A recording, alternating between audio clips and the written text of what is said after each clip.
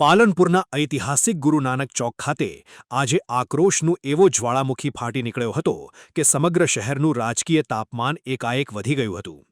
બનાસકાંઠા જિલ્લા મહિલા કોંગ્રેસના નેતૃત્વ હેઠળ મોટી સંખ્યામાં ઉમટી પડેલી મહિલાઓએ ધરણા પર બેસીને સરકારની જનવિરોધી નીતિઓ સામે રણચંડી બનીને મોરચો ખોલ્યો હતો। ગૃહિણીઓના રસોડા પર પડેલા મોંઘવારીના આકરા ઘાને કારણે મહિલાઓનો ગુસ્સો સાતમા આસમાને પહોંચ્યો હતો। ખાંડ, તેલ, ગેસ સિલિન્ડર અને શાકભાજી સહિતની જીવન જરૂરી ચીજવસ્તુઓના આસમાને આંબતા ભાવ વધારાને મુદ્દો બનાવીને વિરોધ કરી રહેલી મહિલાઓએ સરકાર વિરુદ્ધ આકાશ પાતાળ એક કરી મૂકે તેવા કાનફાડ સૂત્રોચ્ચારથી વાતાવરણ ગુંજવી મૂક્યું હતું। વિરોધ પ્રદર્શનમાં જોડાયેલી મહિલાઓએ વેધક આક્ષેપ કર્યો હતો કે સતત વધતી મોંઘવારી રાક્ષસની જેમ સામાન્ય અને મધ્યમ વર્ગીય પરિવારના ઘરના બજેટને કચડી રહી છે, જેના કારણે ગરીબ અને સામાન્ય પરિવાર માટે 2 ટંકનો રોટલો રળવો અને રસોડાનો ખર્ચ ચલાવવો અત્યંત દોહેલો બની ગયો છે। ધરણા દરમિયાન મહિલા કોંગ્રેસના કાર્યકરોનો રોષ વંટોળની જેમ વધુ આક્રમક બનતા અને સ્થિતિ કાબુ બહાર જવાની શક્યતા સર્જાતા જ મસમોટો પોલીસ કાફલો સ્થળ પર તૈનાત રહી ગયો હતો।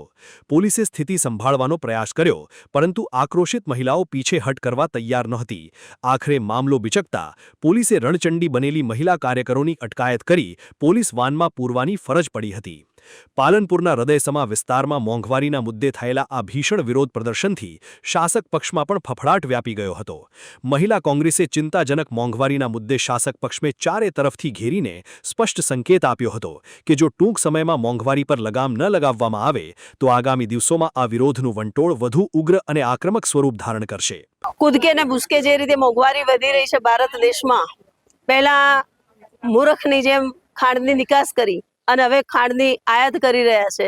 ગોળનો ભાવ આસમાને, એ શેરડીનો રસ પેટ્રોલમાં નાખવાની વાતો કરી, દારૂમાં મિથોનોલ અને પેટ્રોલમાં ઇથોનોલ એમ કરી અને પ્રજાને રમાડવાની વાતો ચાલુ કરી છે। ડુંગળીનો ભાવ આસમાને, તેલનો ભાવ આસમાને। આ જે તહેવારો આવી રહ્યા છે એ તહેવાર કઈ રીતે આપણી આ મધ્યમ વર્ગની બહેનોએ ઉજવવા, નીચા વર્ગની બહેનોએ કેમ કરીને તહેવાર ઉજવવા, એ મોટી મૂંઝવણ છે।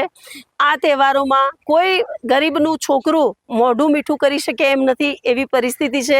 અને એ પરિસ્થિતિ માટે જવાબદાર આ રામ ભગવાનના ચોરો, આ ગાયોને કતલખાને લઈ જનાર સરકાર છે। એ સરકાર, આ મોંઘવારીની જવાબદાર સરકાર, એની સામે જેમ દેશના યુવાનો આક્રમક બનીને લડી રહ્યા છે, ટૂંક સમયમાં આ દેશની બહેનો પણ સરકાર સામે એટલી જ આક્રમક બનશે અને પોતાની લડાઈ લડશે। સરકાર એમને તો આલેમ જ નથી, એમને ચૂંટણી સમયે મંગળસૂત્ર આપવાનું સૂઝે છે, પણ આ તહેવારોની સમયમાં ખાંડ સસ્તી આલવાનું, ડુંગળી સસ્તી આપવાનું, ગોળ સસ્તો આપવાનું એ સૂઝતું નથી, તેલના ભાવ ઘટાડવાનું સૂઝતું નથી। એટલે એમને ભગવાન જલ્દીમાં જલ્દી સદબુદ્ધિ આપે, નહીં તો આ જ બહેનોને એમનો કાન મરડતા આવડે છે અને આટલી જ આક્રમકતાથી બહેનો લડશે ભવિષ્યમાં।